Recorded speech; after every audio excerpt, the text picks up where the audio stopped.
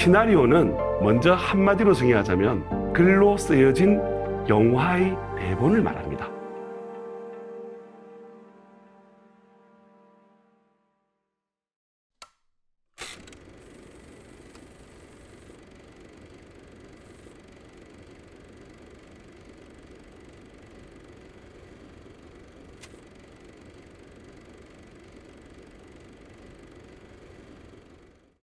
안녕하십니까.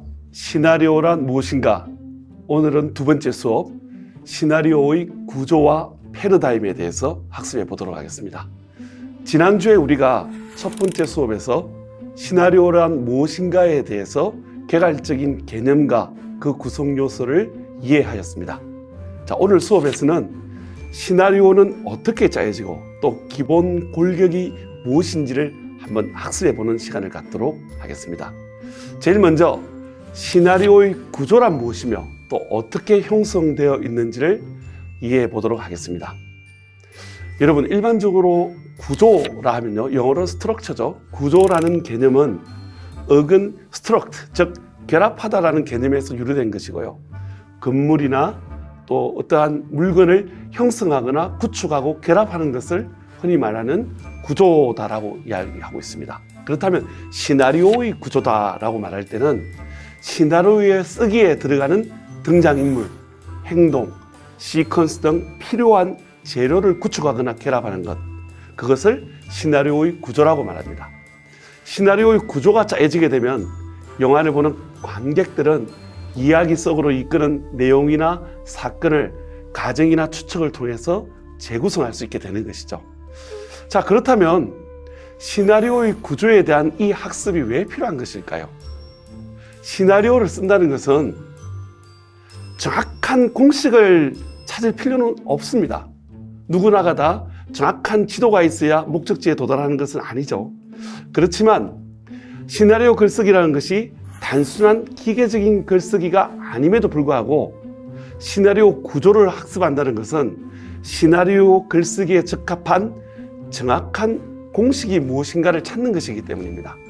그래서 오늘 이 수업을 통해서 시나리오 글쓰기의 요소와 구성에 대한 이해를 높일 수 있고 또 그것을 통해서 좋은 시나리오를 쓰는 방식, 정확한 공식을 찾아보고 이해하는 수업이다 라고 이해하시면 될 것 같습니다.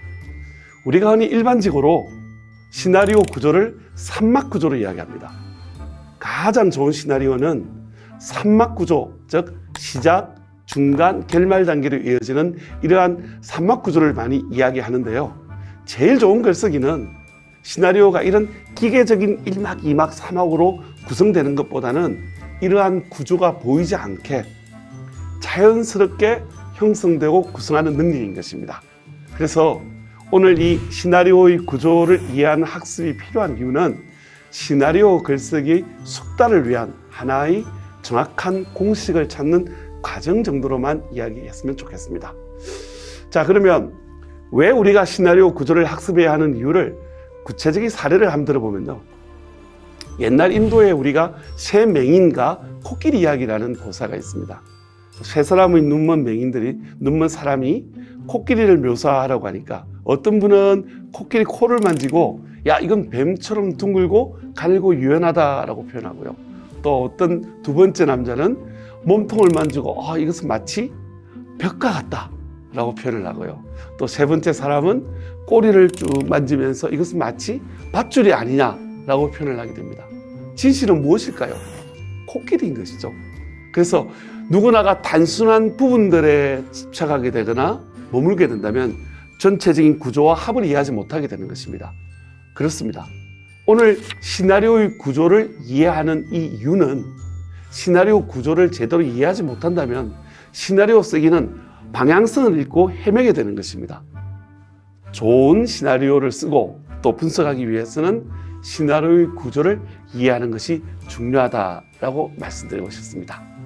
자, 그러면 시나리오의 구조를 이해하기 위해서는 이 시나리오의 특성에 대한 선행적 이해가 필요한데요. 이미 지난 학습 시간에 영화란 무엇이고 또 시나리오란 무엇인가에 대해서 이미 설명을 드렸었는데요. 시나리오는 영화를 위해 글로 쓰여진 대본이라고 했습니다. 그래서 기본적으로 시나리오는 소설이나 연극을 위한 희곡과는 다른, 본질적으로는 다른 특성들을 가지고 있다는 것을 이해해야 됩니다. 시나리오는 영화를 위해서 글로 쓰여진 대본이기 때문에 극적 구조라는 이 맥락 속에서 영상, 대사, 즉 이미지와 사운드 중심으로 전달하는 이야기 체계를 말하는 것이죠. 반면 소설은 문자입니다. 문자로 표현되기 때문에 주인공 머릿속에 있는 이야기를 독자들이 상상하면서 수용하고 공감하면서 스토리를 구축하게 되는 것이고요. 연극은 연극을 위한 희곡, 즉 대본은 무대 공연을 위한 것이죠. 그래서 그 연극의 관객들은 등장인물의 생각과 삶을 엿보고 엿듣는 그 네 번째 벽이라고 그러죠. 그 공간 속에서 감상하고 또 수용하는 과정을 말합니다. 이에 비해서 영화는 기본적으로 이미지와 사운드의 매체입니다. 영화는 종합예술 성격을 가진 기계적 복제예술이라고 이미 정의한 바가 있습니다. 그래서 영화는 이미지와 영상을 따라 스토리 라인을 구성하는 경향이 강하기 때문에 주로 이미지를 어떻게 창출할 것이냐, 또 사운드를 어떻게 활용할 것이냐는 관점에서 스토리 라인을 구축하는 것이 굉장히 중요하다는 것을 말씀드릴 수 있겠습니다. 자, 그러면 시나리오의 구조다라고 할 때 그것을 다시 한번 개념화시키면 시나리오의 구조는 한마디로 극적인 구조다라고 정의할 수 있습니다. 시나리오 구조는 이야기의 시작과 중간과 결말을 의미하고 그것이 시간의 순서적 배열에 따르는 하나의 구조를 갖추고 있다는 것입니다. 그것이 선형적인 이야기든 혹은 비선형적 이야기든 모든 드라마는 극적 구조를 가지고 있듯이요. 시나리오의 구조에서 가장 중요한 것은 이야기의 시작과 중간과 결말 속에 극적 구조를 갖춰야 됩니다. 영화의 예를 들어서 한번 설명해 드리겠습니다. 시나리오의 구조에 보면요. 1972년 프란시스 코폴라 감독의 대부라는 영화가 있습니다. 마피아 조직과 이탈리아계 이민 가족들의 그 마피아 조직을 둘러싼 음모와 그리고 다양한 있었던 사건들을 다룬 이야기인데요.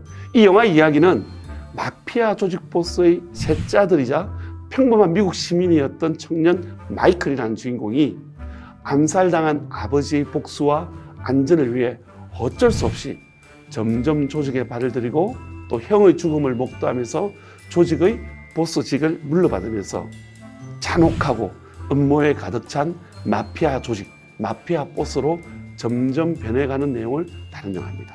그래서 이 영화는 시간 배열과 벌어지는 사건의 인과관계 속에서 선형적인 직선적인 구조 속에서 이야기가 구축되어 있습니다.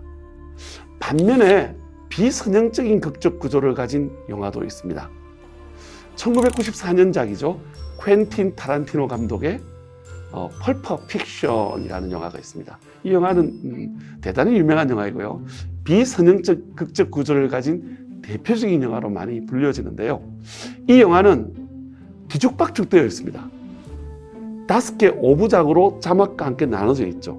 제1부 프롤로그, 제2부 빈센트 베가와 마셀러스의 아내, 제3부 금시계, 제4부 보니의 상황, 제5부 에필로그라는 5개의 에피소드로 구성되어 있습니다. 영화 속 각 사건의 실제 발생한 시간은 뒤죽박죽되어 있습니다. 1부에서 마셀러스 밑에서 일하는 살인청부업자 줄스와 빈센트는 동료 건달 줄스 이야기로 시작하다가 영화는 갑자기 다음 이야기로 옮겨가게 되는 것입니다. 전혀 다른 이야기죠. 2부는 뭐냐면 그 등장했던 줄스의 동료인 빈센트가 마셀레스의 아내 우마 스머니 역할을 했죠. 그 마셀레스의 아내의 마약가다 복용 흡입과 함께 있었던 에피소드를 다룬 사건입니다. 그래서 이 이야기는 선형적으로 인과관계 속에서 직선적으로 시간의 배열에 따라 구성되는 이야기가 아니고요. 3개의 이야기와 5개의 사건을 다룬 일종의 비선형적 창의적인 구조로 되어 있습니다. 그래서 이 영화가 상당히 1990년대 중반에 영화계에 센세이션한 그 호응을 일으켰던 것이 당시 전 세계적으로 유행했던 포스트 모던한 중심의 해체, 서사 구조의 해체와 같은 어떤 시대적인 사상을 대표하는 문화의 아이콘으로 자리 잡았기 때문에 굉장히 유명한 영화가 되었는데요. 어쨌든 이 사건은 구조가 없는 것이 아니고요.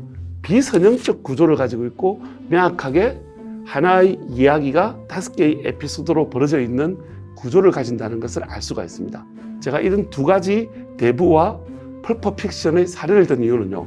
그것이 선형적인 극적 구조이든 혹은 비선형적인 극적 구조이든 혹은 SF, CG 기술이 가미된 컴퓨터 그래픽 기술이 가미된 스타워즈나 터미네이터 시리즈이든 모든 영화의 시나리오는 극적 구조를 가지고 있다는 것을 확인할 수 있다는 것입니다.